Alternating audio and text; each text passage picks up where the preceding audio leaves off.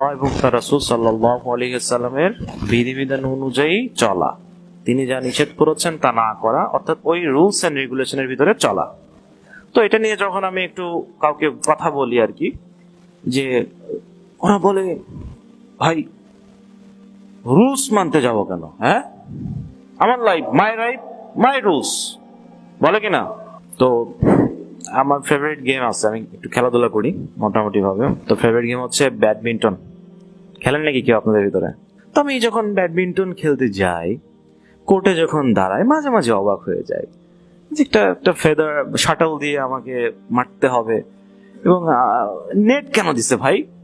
আমার উপর দিয়ে কেন মারতে হয়? নেট দিছো তুমি এই জায়গায়?